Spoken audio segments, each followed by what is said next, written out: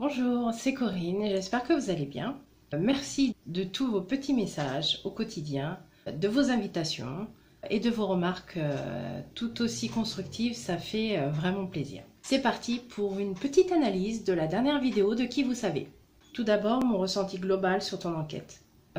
T'aurais pas dû inviter autant de monde, franchement. D'ailleurs, beaucoup de tes abonnés te l'ont dit sur les réseaux sociaux et sur YouTube. Trop de monde qui parle pour rien, ça ricane dans tous les sens. D'ailleurs, à un moment donné, quand un de tes invités tape sur un vieux lustre, je crois que ça a l'air de t'agacer. Tu me diras si je me trompe ou pas. En plus, quand tu leur demandes 2 fois de faire silence, ils s'en foutent clairement. Je suis pas sûre que ce soit la bonne façon de faire. La chaise. La chaise, on voit clairement que les 2 pieds gauche, si je ne me trompe pas, sont tordus. Bon. Dans ta première vidéo du lieu, on voit qu'elle est un peu en lévitation sur la cheminée. Mais en fait, il faudrait faire le test. Tu as très bien pu tenir la chaise comme ça, debout, enfin essayer de la faire tenir sur la cheminée, toi ou une tierce personne. Hein. Ça peut paraître impossible, mais pas forcément. Vu en fait qu'elle a ses 2 pieds gauche bien resserrés, ça peut faire appui sur la cheminée. Et elle peut tenir miraculeusement comme ça. En fait, c'est à voir. En fait, il faudrait vraiment faire un test pour voir. La lampe. Les traces de la lampe, c'est pas un scoop en fait. À 1h11 minutes et 21 secondes, regardez sur la vidéo, on voit déjà les traces. Quand il fait l'étonner parce qu'elle bouge, il fait le tour de la lampe pour voir s'il n'y a pas des traces et là, il voit les traces. Mais pourquoi tout ce cinéma en fait? C'est la première chose qu'on voit, les traces sur la lampe. Et à 1h22 minutes et 48 secondes, on voit même aussi une trace sur l'autre lampe. Je suis pas sûre que ce soit une preuve vraiment formelle de quoi que ce soit. Des parasites, parce qu'il y en a beaucoup dans ta vidéo. Quand je dis parasites, c'est tout ce qui aurait pu être évité pour que cette vidéo soit un petit truc assez sympa. Les musiques bien flippantes, mais inutiles. Franchement, moi ça m'a fait juste sursauter, mais pour pas grand chose quoi. Ça, elles n'étaient pas nécessaires. Les gens avaient tous un portable. Je m'y connais pas, mais est-ce que ça peut pas faire fluctuer tous tes appareils, ça, même en mode avion? Si vous avez des réponses, je suis preneuse. Surtout qu'il y en avait un qui faisait un live. Il faudrait voir s'il avait fait le live tout au long de l'enquête.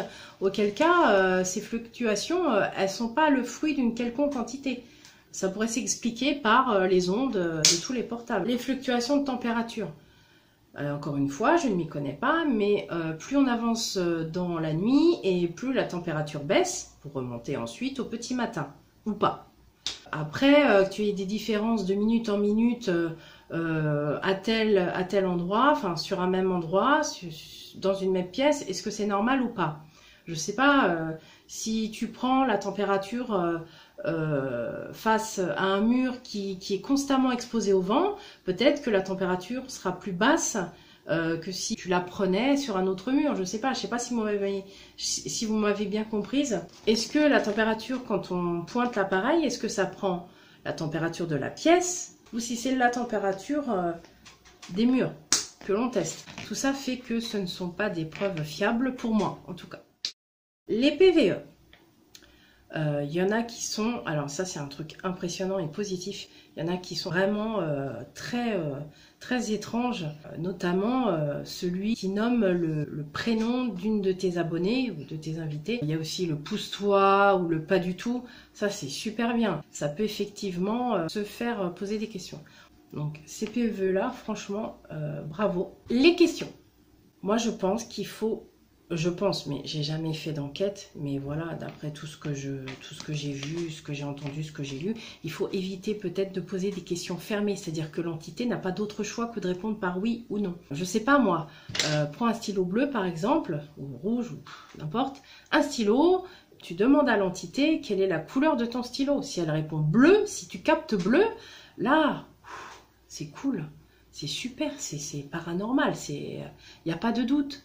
À un moment donné, tu demandes à tes collègues ce qu'on peut leur demander, ce qu'on peut leur poser comme question. Mec, prépare tes questions, tu parles à des entités là, c'est pas n'importe qui. Heureusement que tu n'étais pas tout seul, tu as d'autres personnes qui ont pu avoir de l'imagination à ta place. Autre chose, quand tu demandes à l'entité de pomper ta cigarette, un peu de respect. Je sais pas moi, apporte-lui à manger, putain ça fait 5 siècles qu'elle erre dans ce château. La pauvre, avant de penser à lui donner une clope, ah non, c'est vrai. La bouffe, t'as déjà essayé, ça n'a pas donné grand-chose. Bon, tant pis. Tu as eu d'autres réponses aussi que tu crois entendre, mais moi, j'ai pas entendu ça en fait. Comme diable ou démon, je sais plus. J'ai pas entendu ça. J'ai entendu un truc un peu inaudible. Enfin, après, j'étais pas avec toi, j'étais pas dans la même pièce que toi. C'est tes ressentis, tu as le droit de dire ce que tu veux. Voilà. Les photos.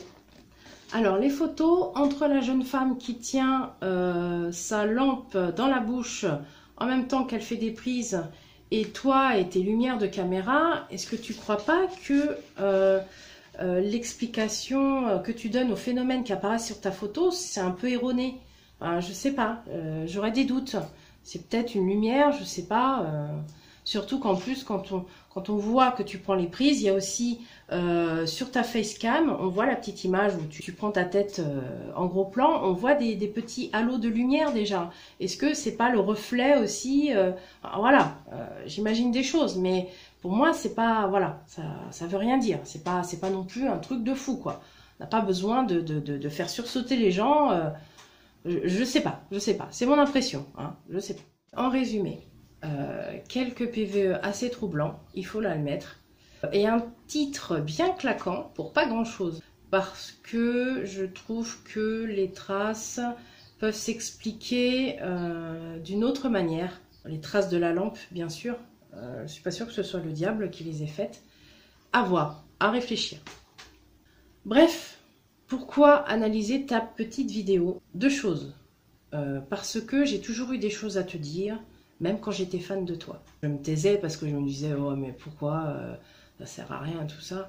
Mais là, avec la mésaventure que j'ai eue, ce que j'ai vu, ce que tu disais sur Gus, la méchanceté dont tu faisais preuve, voilà, ça m'a fait réfléchir et ça m'a donné envie de m'exprimer. Voilà. De deux, les autres chasseurs de fantômes, eux, nous foutent la paix. C'est-à-dire, ils nous laissent le libre arbitre, contrairement à toi. Toi, tu sacres toutes les personnes qui ne sont pas d'accord avec ce que tu fais, avec ce que tu dis, avec ce que tu nous fais croire, et ce que tu nous fais voir. Et ça, franchement, ça nous emmerde un peu. Et moi, ça me casse un peu les ovaires, en fait. Allez, je vous fais de gros bisous. Envoyez-moi toutes vos réflexions parce que je crois que voilà, j'ai pu dire plein de conneries sur le sujet. J'y connais pas grand-chose. Je visionne beaucoup de choses, mais je suis vraiment novice. Mais c'était encore une fois mes ressentis. En tout cas, allez voir Mamie Twink, Le Grand JD, Chris Chasseur de Fantômes, Urban Legend, Oz, JCAC, le Paranormal La Rochelle 17, Morgane et David. Quoi? Morgane et David? Le satanisme, la franc-maçonnerie, le fake, le n'importe... Et vous croyez pas que l'autre en string vert, c'était pas du satanisme? Allez, je vous laisse et je vous fais de gros bisous et à bientôt!